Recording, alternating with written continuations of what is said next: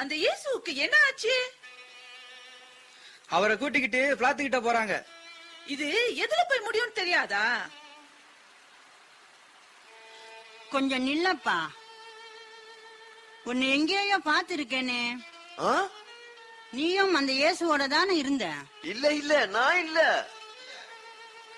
அவருடைய சீடர்ல ஒருத்தன் தானே? எனக்கு அவரை தெரியாது. அவன் தான், அதே ஆளு தான்.